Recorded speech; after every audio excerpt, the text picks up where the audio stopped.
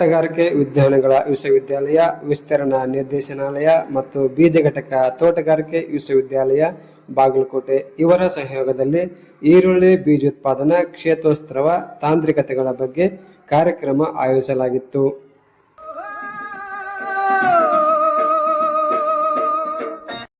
ಕಾರ್ಯಕ್ರಮದ ಉದ್ಘಾಟಕರಾಗಿ ಕುಲಪತಿಗಳು ಡಾಕ್ಟರ್ ವಿಷ್ಣುವರ್ಧನ್, ಅಧ್ಯಕ್ಷತೆಯನ್ನು ಡಾಕ್ಟರ್ ವೆಂಕಟೇಶಲು, ವಿಸ್ತರಣಾ ನಿರ್ದೇಶಕರು ವಹಿಸಿಕೊಂಡಿದ್ದರು.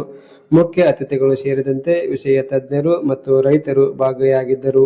ಈ ಬೀಜೋತ್ಪಾದನೆ ಒಂದು ಗುಣಮಟ್ಟದ ಬೀಜವನ್ನು ಉಪಯೋಗಿಸಿದಾಗ ಅದರ ಇಳುವರಿ ಮಟ್ಟ ಎಷ್ಟು ಜಾಸ್ತಿ ಆಗ್ತದೆ. ಇರತಕ್ಕಂಥ ತಳಿನಲ್ಲಿ ಇವಾಗ ಭೀಮಾ ಸೂಪರ್ ಇದರಲ್ಲೇ ಉತ್ತಮ ಬೀಜವನ್ನು ಉಪಯೋಗಿಸಿದಾಗ ನಾವು ನಮ್ಮ ಅದರ ಎಷ್ಟು ಇಳುವರಿಯ ಒಂದು ಪೊಟೆನ್ಷಿಯಲಿಟಿ ಇರ್ತದೆ ಅಷ್ಟು ಇಳುವರಿಯನ್ನು ಪಡಿಬಹುದು.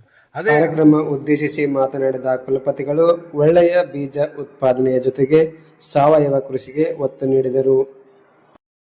ಕಾರ್ಯಕ್ರಮದಲ್ಲಿ ಗುಣಮಟ್ಟ ಈರುಳ್ಳಿ ಬೀಜದ ತಾಂತ್ರಿಕತೆಗಳ ಬಗ್ಗೆ ವಿಜ್ಞಾನಿಗಳಾದ ಬಾಪುರಾಯ್ ಪಾಟೀಲ್ ಅವರು ಮಾಹಿತಿಯನ್ನು ನೀಡಿದರು.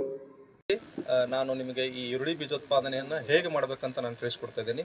ನಿಮ್ಗೆ ಗೊತ್ತಿರುವ ಹಾಗೆ ಈರುಳ್ಳಿ ಬೀಜೋತ್ಪಾದನೆ ಅಂತ ಬಂದಾಗ ಇದು ನಾವು ದ್ವೈವಾರ್ಷಿಕ ಬೆಳೆ ಅಂತ ಹೇಳ್ತೀವಿ. ಅಂದರೆ ನಿಮಗೆ 2 ಹಂಗಾಮಿನಲ್ಲಿ ಅಂದರೆ 2 ಕಾಲ ಬೇಕಾಗುತ್ತೆ ನೀವು ಬೀಜೋತ್ಪಾದನೆ ಮಾಡಬೇಕಾದ್ರೆ ಈರುಳ್ಳಿಗೆ. ಮೊದಲನೇದಾಗಿ ಏನಪ್ಪ ಅಂತಂದರೆ ಮೊದಲು ನೀವು ಯಾವುದೇ ಒಂದು ತಳಿ ನೀವು ಆಯ್ಕೆ ಮಾಡಿ, ಅಂದರೆ ನಿಮ್ಮ ಒಂದು ವಾತಾವರಣಕ್ಕೆ ಹೊಂದುವಂಥ ತಳಿಯನ್ನು ಫಸ್ಟ್ ಆಯ್ಕೆ ಮಾಡ್ಕೋಬೇಕು. ಇನ್ನೊಂದೆಲ್ಲೋ ಹೊಂದಾಣಿಕೆ ಆಗುತ್ತೆ, ಬಟ್ ನಮ್ಮಲ್ಲಿ ಅದು ಬೀಜೋತ್ಪಾದನೆ ಆಗುತ್ತೆ ಅಂತ ಅದಕ್ಕೆ ಗ್ಯಾರಂಟಿ ಇರೋದಿಲ್ಲ. ಅದಕ್ಕಾಗಿ ನಮ್ಮ ಒಂದು ವಾತಾವರಣಕ್ಕೆ ಹೊಂದುವಂಥ ಮೊದಲು ತಳಿಯನ್ನು ನೀವು ಆಯ್ಕೆ ಮಾಡಿ ಅದರ ಬೀಜವನ್ನು ಅಂದರೆ ಉತ್ತಮ ಗುಣಮಟ್ಟದ ಬೀಜವನ್ನು ನೀವು ತಗೊಂಡ್ಬಿಟ್ಟು ನಂತರ ಕ್ಷೇತ್ರ ವೀಕ್ಷಣೆ ಜೊತೆಗೆ ಚರ್ಚಾಗೋಷ್ಠಿಯಲ್ಲಿ ರೈತರು ಮತ್ತು ವಿಜ್ಞಾನಿಗಳು ಭಾಗಿಯಾಗಿ ಪ್ರಶ್ನೋತ್ತರ ನಡೆಯಿತು. ಕರ್ನಾಟಕದಲ್ಲಿ ಈರುಳ್ಳಿ ಬೀಜ ಸಾಕಷ್ಟು ಕಂಪನಿ ಬರ್ತಾವ್ರಿ. ಅವ್ರ ಬೀಜ ಟೆಸ್ಟ್ ಇಲ್ಲಕ್ಕೂ ಸರಿಯಾಗಿ ಮಾಹಿತಿ ಇಲ್ರಿ. ನಮ್ಮ ತೋಟಗಾರಿಕೆ ಇಲಾಖೆದಿಂದ ನಮ್ಮ ಕರ್ನಾಟಕ ಡಿಸ್ಪ್ಯಾಚ್ ಆಗ್ಬೇಕಾರೆ ನಿಮ್ಮ ಸಿಗ್ನೇಚರ್ ಬಿತ್ ಹೊರಗೆ ಬರ್ತಾವು, ಹಂಗ ಬರ್ತಾವು, ಲ್ಯಾಬ್ ಟೆಸ್ಟ್ ಆಗಿ ಬರ್ತಾವು, ಟೆಸ್ಟ್ ಆಲ್ ಬರ್ತಾವು, ಎಲ್ಲ ಪ್ರೈವೇಟ್ ಟೆಸ್ಟ್ನಾಗ ಹಾಕವಲ್ರಿ. ಅದು ನಮಗೆ ತೊಂದರೆ ಆಗ್ತೈತೆ ರೈತರಿಗೆ. ಬೀಜ ತಗೊಳಕ್ ಹೋದ್ರೆ 2 ವರ್ಗಗಳು ಸಿಗುತ್ತೆ. ಲೇಬಲ್ ನೋಡಿರ್ಬೋದು ನೀವು. ಒಂದು ಹಸಿರು ಬಣ್ಣದ ಲೇಬಲ್, ಇನ್ನೊಂದು ನೀಲಿ ಬಣ್ಣದ ಲೇಬಲ್. ನೀಲಿ ಬಣ್ಣದ ಲೇಬಲ್ನ ನೀವು ಜೋಳ, ತೊಗರಿ ನೋಡಿರ್ತೀರ. ಅದೆಲ್ಲ ನೀವು ಪ್ರಮಾಣೀಕೃತ ಬೀಜ ಅಂತೀವಿ. ಅದ್ರ ಪ್ರಮಾಣೀಕೃತ ಬೀಜ ಅಂದ್ರೆ ಅದಕ್ಕೆ ಬೀಜ ಪ್ರಮಾಣ ಸಂಸ್ಥೆ ಅಂತ ಒಂದಿದೆ. ಆ ಸಂಸ್ಥೆಯವರು ಅದನ್ನ ಪರೀಕ್ಷೆ ಮಾಡಿ ಅದನ್ನ ಅವರು ಹೌದು ಇದು ಮಾರಾಟ ಮಾಡೋದಕ್ಕೆ ಯೋಗ್ಯ ಇದೆ ಅಂತೇಳಿ ಅವರೇ ಜವಾಬ್ದಾರಿ ತಗೊಂಡು ಆ ಬೀಜಗಳಿಗೆ ಅವರು ನೀಲಿ ಬಣ್ಣದ ಲೇಬಲ್ ಹಾಕಿ ಮಾರಾಟ ಮಾಡ್ತಾರೆ. ಅದ್ರಲ್ಲಿ ಏನಾದ್ರೂ ಸಮಸ್ಯೆಗಳು ಬಂದ್ರೆ ಬೀಜ ಪ್ರಮಾಣ ಸಂಸ್ಥೆಯವರು ಜವಾಬ್ದಾರಿ ತಗೋತಾರೆ. 2ನೇ ವರ್ಗ ಏನಿದೆ ಅದು ನೀವೆಲ್ಲ ಸಾಮಾನ್ಯ ಎಲ್ಲಾ ತರಕಾರಿ ಬೀಜಗಳು ಪ್ರೈವೇಟ್ ಕಂಪನಿಗಳು ಏನು ಮಾರಾಟ ಮಾಡ್ತಿದೆ ಅದೆಲ್ಲ ಮಾರಾಟ ಮಾಡ್ತಾ ಇರೋದು ಹಸಿರು ಬಣ್ಣದ ಲೇಬಲಿನ ಬೀಜಗಳು. ಈ ಹಸಿರು ಬಣ್ಣದ ಲೇಬಲ್ ಬೀಜಗಳನ್ನ ಮಾರಾಟ ಮಾಡೋದಕ್ಕೆ ನಮ್ಮ ಭಾರತೀಯ ಬೀಜ ಕಾಯ್ದೆನಲ್ಲಿ ಅವಕಾಶ ಮಾಡಿಕೊಟ್ಟಿದ್ದಾರೆ.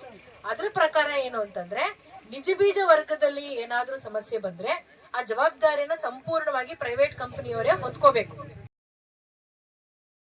ಬೀಜ ಖರೀದಿಸುವಾಗ ರೈತರು ಗಮನಿಸಬೇಕಾದ ಮುಖ್ಯ ಅಂಶಗಳ ಬಗ್ಗೆ ಡಾಕ್ಟರ್ ಪಲ್ಲವಿ ಮೇಡಮ್ ಅವರು ಕೆಲವು ಮುಖ್ಯ ಅಂಶಗಳ ಬಗ್ಗೆ ಮಾಹಿತಿಯನ್ನ ನೀಡಿದರು.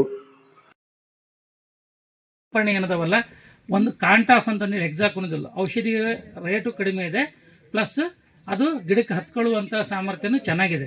ಹಾಗಾಗಿ ಕಾಂಟಾಫ್ ಅನ್ನೋ ಒಂದು ಮತ್ತು ಸಿಸ್ಟಮಿಕ್ ಔಷಧಿನೂ ಇರೋದ್ರಿಂದ 1 ಮಿಲಿಲೀಟರ್ ಪ್ರತಿ ಲೀಟರ್ ಪ್ರಮಾಣದಲ್ಲಿ 3 ಸ್ಪ್ರೇಗಳನ್ನು ಆ ತ್ರಿಪ್ಸ್ ಜೊತೆಗೆ ತ್ರಿಪ್ಸಿಗೆ ಹೇಳ್ತಾರೆ ವಾಸಿಮ್ ಅವ್ರು ಹೇಳ್ಬೇಕಾರೆ. ಈರುಳ್ಳಿ ಬೀಜ ಉತ್ಪಾದನೆಯಲ್ಲಿ ರೋಗ ಕೀಟಗಳ ಬಗ್ಗೆ ಚರ್ಚೆ ಮಾಡಿದ ನಂತರ ರೈತರ ಅಭಿಪ್ರಾಯದೊಂದಿಗೆ ಕಾರ್ಯಕ್ರಮವನ್ನು ಮುಕ್ತಾಯಗೊಂಡಿತು. ವಿಜಯಪುರ ಜಿಲ್ಲೆ ನಾವು 4-5 ಜನ ಬಂದಿದ್ದೀವಿ ಈ ಈರುಳ್ಳಿ ಕ್ಷೇತ್ರೋತ್ಸವಕ್ಕೆ. ಬೀಜದ ಒಂದು ಉತ್ಪಾದನೆ ಇದಕ್ಕೆ ಮತ್ತು ಇದು ಇಲ್ಲಿ ಎಲ್ಲ ರೈತರು ಸಾಕಷ್ಟು ಜನ ಬಂದಿದ್ದರು. ಇದು ನೋಡಿ ನಮಗೆ ಖುಷಿ ಆಯಿತು. ಇದೇ ಥರ ಮುಂದೆ ಕಾರ್ಯಕ್ರಮಗಳು ಆಗಲಿ, ರೈತರಿಗೆ ಎಲ್ಲರಿಗೆ ಅನುಕೂಲ ಆಗಲಿ ಅಂತ ಒಂದು ನಮ್ಮ ಅನಿಸಿಕೆ. ಇಲ್ಲಿ ನಿಮ್ಗೆ ತಾಂತ್ರಿಕ ಮಾಹಿತಿ ಸಿಕ್ಕಿದೆ ಮೇಡಮ್, ಸಿಕ್ಕಿದೆ. ಒಳ್ಳೆ ಈರುಳ್ಳಿ ಗಡ್ಡೆ ಬೆಳೆಯುವುದರಿಂದ ಬೀಜೋತ್ಪಾದನೆ ಮಾಡುವವರೆಗೂ ನಮಗೆ ಮಾಹಿತಿ ಸಿಕ್ಕಿದೆ. ಇದು ಒಂದು ಒಳ್ಳೆಯ ಅನುಕೂಲ ಅಂತ ನಾನು ಹೇಳ್ಬೋದು ಎಲ್ಲ ರೈತರಿಗೂ. ಧನ್ಯವಾದ.